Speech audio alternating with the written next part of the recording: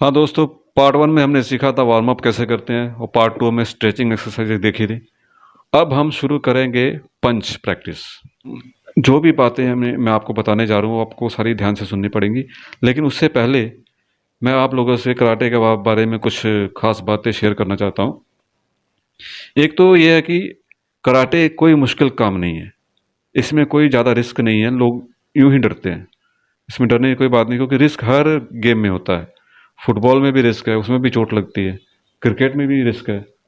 आप कबड्डी में भी रिस्क है, कुश्ती में भी रिस्क। लेकिन कराटे में एक फ़ायदा ये है कि आपको डिफेंस के सारे तरीके सिखाए जाते हैं और आपके हाथ पैर ब्लॉक करने के लिए बिल्कुल फ्री होते हैं। और आपको पता है कि सामने जो खड़ा है वो आप पर वार करने वाला, आपने उससे बचना है। कराटे हम लोग डिफेंस के लिए सीखते हैं, लेकिन डिफेंस का मतलब ये नहीं कि हमने सिर्फ अपने आप को बचाने की ही कोशिश करते रहना है, ब्लॉक ही करते रहना है। ऐसा नहीं है। एक कहावत है कि offence is the best defence. मतलब कि हमला करना ही अपने आप को बचाने का सबसे बेहतरीन तरीका है।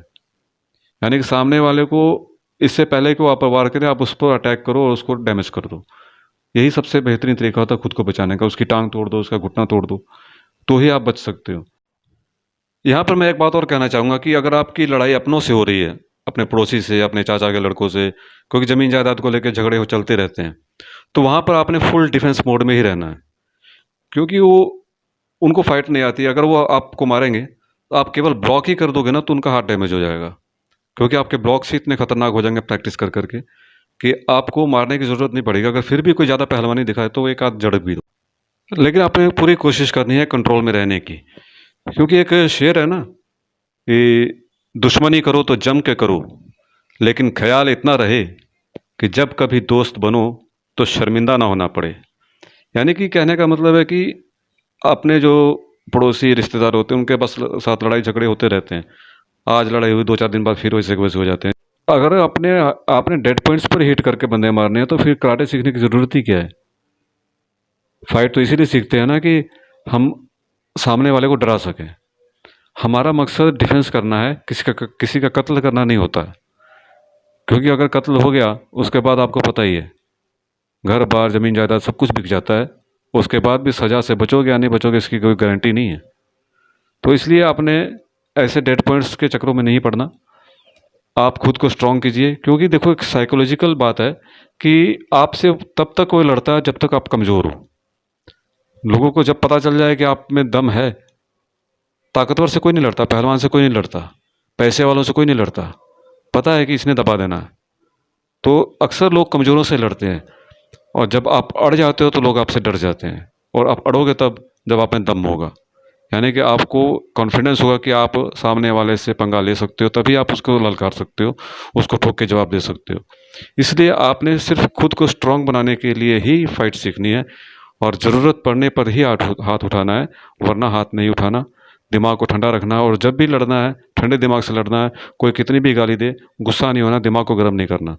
क्योंकि क्रोध में आपका दिमाग जो है लॉक हो जाता है और गुस्से में आकर आप किसी से भी जीत नहीं सकते। लड़ाई में नहीं जीत सकते, मार खा जाओगे। अगर आप फाइटर हो फिर भी मार खा जाओगे।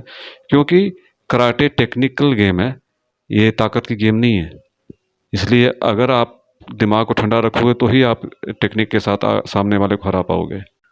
मेहनत इसीलिए करनी है ताकि हम एक पंच कहीं भी मार दें किसी को, वो बंदा फिर आपके सामने आपके करीब आने से डरे। एक ही शॉट से उसको समझ में आ जाए कि आप में कुछ है। चलिए दोस्तों, हम लोग पंच बनाना सीखते हैं।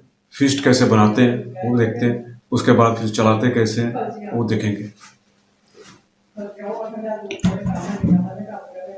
तो शुरुआत हमने पंच को इस तरीके से हाथ को करके इस तरह, बिल्कुल हवा इसके अंदर बिल्कुल नहीं रहने देनी। ये चीज़ इस तरह होनी चाहिए, ऐसे। और ये जो हाथ है, ये उंगलियां हैं, ये अंगूठा उंगलियों के ऊपर होगा। उंगलियों को इस तरह दबा के रखना है। ये पंच का सिस्टम है, ये स्ट्रक्चर होना चाहिए। और दूसरी बात है कि ये जो इतनी टाइट होनी चाहिए कि ये दबनी नहीं चाहिए, इसको दबा ना सको। क्योंकि देखो, अगर आप ढीला रखोगे ना इसको इस तरह, अगर किसी को मारोगे तो इस तरह, अगर इस पर चोट लगेगी तो ये इस तरह दबेगी। देखो, ये जब झटके के साथ इस तरह दबेगी ना, तो यहाँ से आपका ये डैमेज हो जाएगा। आपने देखा होगा कई बार कोई लोग आपस में लड़ पड़ते हैं, तो जिसने पंच मारा होता है वो खुद अपना हाथ इस तरह दबा रहा होता है बाद में, ऐसे ऐसे कर रहा होता है, क्योंकि उसको खुद हाथ डैमेज कर लिया होता है उसने मार के। उसका कारण क्या है कि हाथ ढीला रहता है और जोर से मारते हो, और मारने का पता नहीं कैसे मारना, उनको यहाँ से मार देते हैं, जबकि पंच हमेशा यहाँ से मारना चाहिए। इसकी एक रूल है फिजिक्स में कि increase in surface area decrease in pressure. ये जो सरफेस एरिया है, अगर ये ज़्यादा होगा तो प्रेशर कम हो जाएगा, और decrease in surface area increase in pressure, अगर ये सरफेस एरिया कम कर दोगे तो ये प्रेशर अपने आप, पावर उतनी लगेगी लेकिन प्रेशर इंक्रीज हो जाता है। जैसे अगर आपको यहाँ से मारना है, इस चीज़ को अगर आप यूज़ करोगे मारने के लिए, सिर्फ ये 2 पॉइंट को, तो इसके लिए आपको पंच को इस तरीके से रखना पड़ेगा। ऐसे पंच कभी भी नहीं मारना, ऐसे मारोगे तो यहाँ से लगेगा, ये पर आपकी उंगलियाँ टूट सकती हैं। ये इस तरह थोड़ा सा नीचे की तरफ बेंड रहना चाहिए पंच। जब भी पंच प्रैक्टिस करनी है, इस पोजीशन में रखना हाथ को, आर्म से थोड़ा सा ये नीचे रहेगा, ऐसे नहीं रहना चाहिए, ऊपर को नहीं जाना है इसको, इस तरीके से रख के आदत डालनी है। और जब आप पूरा पंच यहाँ से मारोगे, अभी आप यहाँ पर मार के देखो, फुल पंच मार के देखो पूरा सरफेस एरिया से ऐसे, तो इसमें देखिए आपकी जो पावर है वो बहुत कम लग रही है, क्योंकि इस पे चोट कम लगेगी आपके हाथ पे। लेकिन अगर आप इसको ये आपका सिर्फ यहाँ से, इस चीज़ से यहाँ से मार के देखो, मार उतनी जोर से रहेगा लेकिन आपको यहाँ पर दर्द महसूस होगा, चोट लगेगी आपको। और दूसरी बात है कि ये चीज़ जो दबती है तो सामने वाले को चोट नहीं लगती। अगर आप इसका ढीला है आपका अगर हाथ, और यहाँ से मारोगे या फिर पूरा मारोगे तो उसको उतनी चोट नहीं लगेगी। लेकिन अगर ये चीज़ अगर किसी के मुंह पर पड़ गई तो दांत टूटने निश्चित है, ये दांत तोड़ के छोड़ेगा, क्योंकि इसमें ये दबता नहीं है, अटक जाता है यहाँ पे। या फिर ये इस चीज़ से मार सकते, इस तरह हाथ रख के इस चीज़ से मार सकते हैं। ये चीज़ दबनी नहीं चाहिए।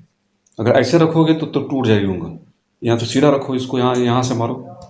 देखो यार, मैं यहाँ पर जितना मर्जी जोर से मार लूँ मैं, अब मुझे यहाँ पर चोट नहीं लगेगी। ये सीधा होना चाहिए। जरा सा बेंड हो गया ना तो आपको ये मुड़ जाएगी और टूट जाएगा, यहाँ से उंगलियाँ फ्रैक्चर हो सकती है, और कई दिनों तक फिर हाथ ठीक नहीं होता। इसलिए ज़्यादातर कोशिश करनी यहाँ से मारने की। ये चीज़ है, जब किसी गर्दन पे हिट करना है, ये सब डेड पॉइंट्स पे हिट करने के लिए इसको यूज़ करते हैं, इस चीज़ से, तो आसानी से गर्दन के वोकल कॉर्ड को ये तोड़ सकता है।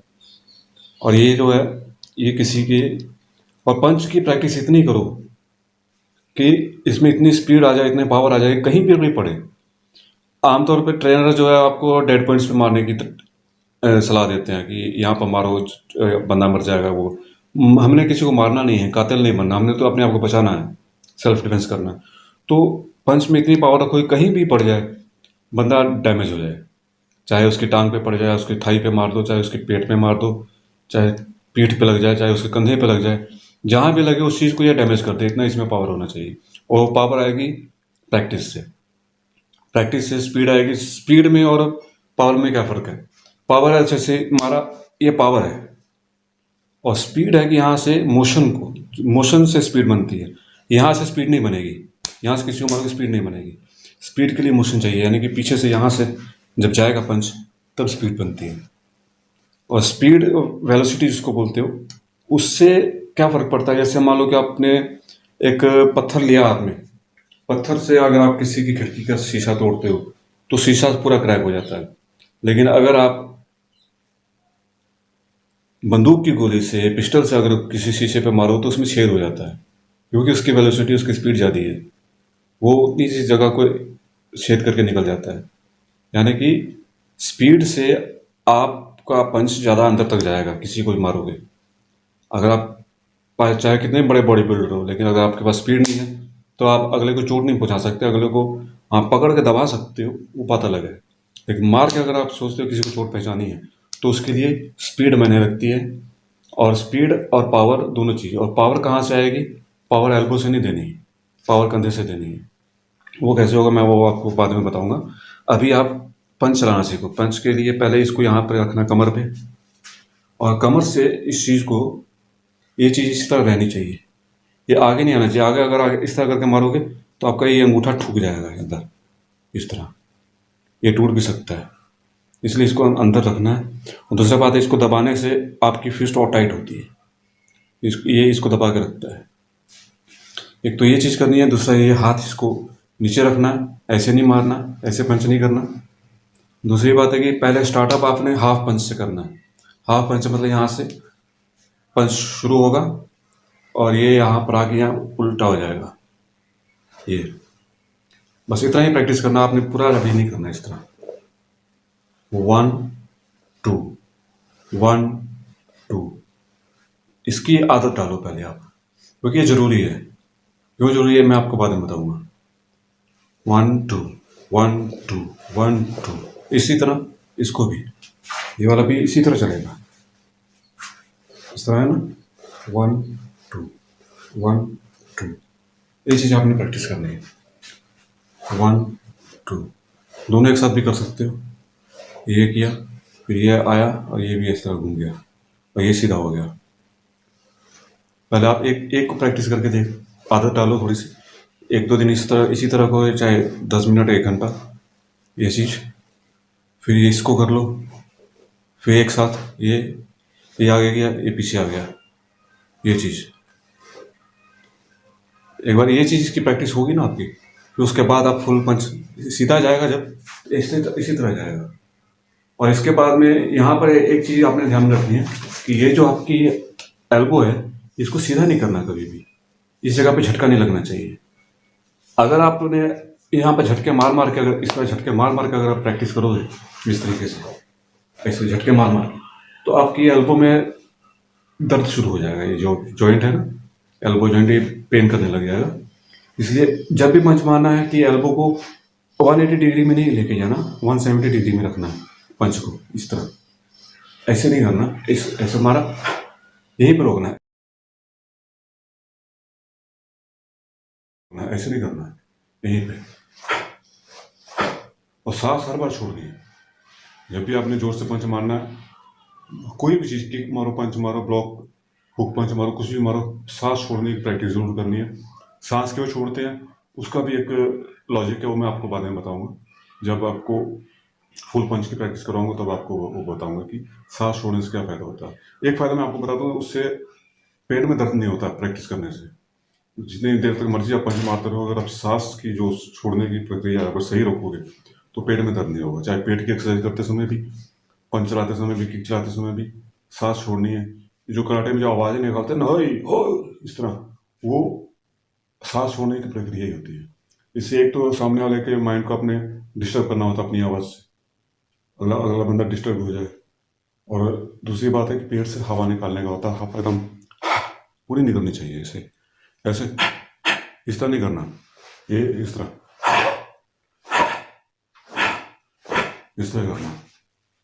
पहले आपने इसी तरह करो, पहले 1 2 1 2 1 2। बस आज आपने सिर्फ यही प्रैक्टिस करना है और ज़्यादा नहीं करना। जितना मैं कह रहा हूँ उतना ही करना। अगर आप अपना दिमाग लगाओगे, अगर आप स्पीड आगे बढ़ने की कोशिश करोगे जब बहुत जल्दी शॉर्टकट में, तो आपका सब सिस्टम खराब हो जाएगा, आपका पंच गलत चलेगा। पहले आधा सही करो, फिर पूरा करेंगे। ओके।